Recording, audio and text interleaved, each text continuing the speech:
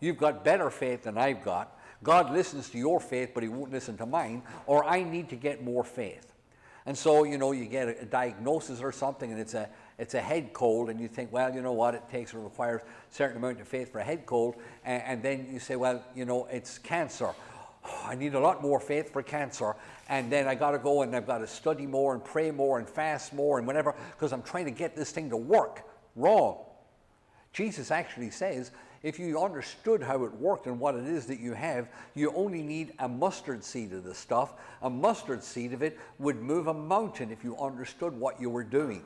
It's not the quantity of faith that you use, it's the quality of the faith that you're using. But we will get to that later. So you don't have a faith issue. You really don't have a faith problem. There's something else at play. So I endeavor to talk about laws. Faith is a law, and that means it always works. Same way as gravity is a law, thrust and lift is a law. There are chemical laws, there are laws of motion, and there's laws of thermodynamics. And we build our lives around laws because we realize that they always work. Faith is also a law given by the same lawmaker, which is God. He's the only lawgiver. And if all these other laws, and gravity, and the sun rising in the east and setting in the west, and all of these predictables work every single day, given to us by the predictability of a lawgiver who never changes, and he says in his word, by his Spirit, that faith is a law, well then it's as predictable and it's as reliable as the sun rising in the morning and going down in the evening.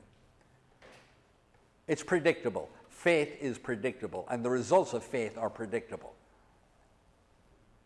You say, well, experientially, I understand experientially, but let's find out why we might not be experiencing what the Word tells us we can have and be, do. So, I brought out this little equation last week as we close. The promises of God.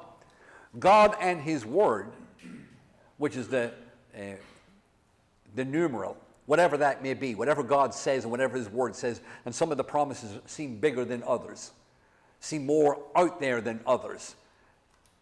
But it doesn't matter.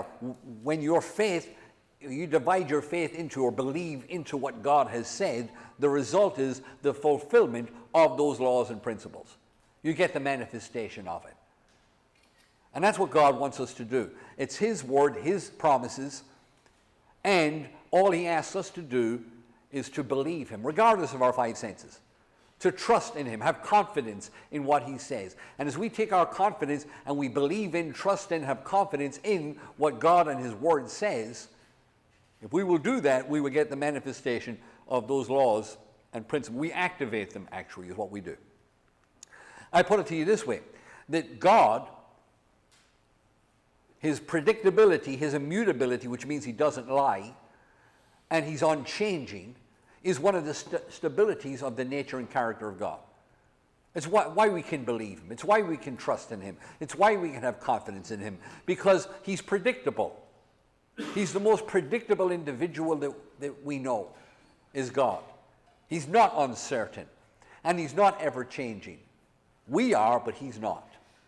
That's why you can believe what He says, because He never changes. He's predictable, He's immutable, doesn't lie, and He never changes. And His Word, well, it's truth. Truth never changes. It doesn't need to. Facts change. Truth never does. Truth remains the same forever. And the Word, of course, is eternal. Heaven and earth will pass away, but there's no need for it to pass away because truth has eternal value. It's always the same.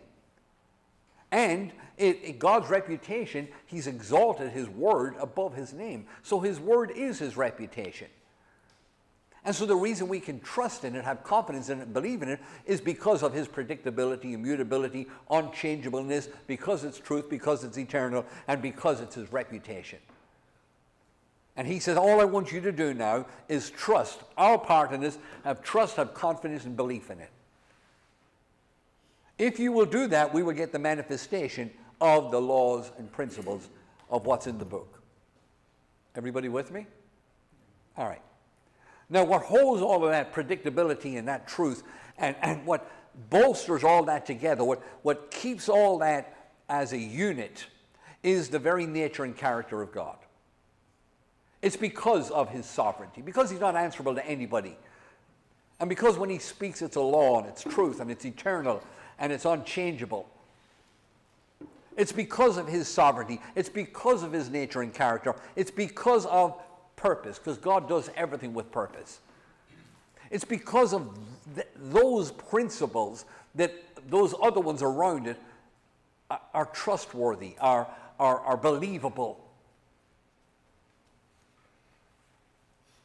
And likewise, this thing called faith that we have, there are elements around that that stabilize it also. Same way as God's character and nature and purpose stabilize those other principles, there are stabilizing factors that help us trust and have confidence and belief. And we got to develop them.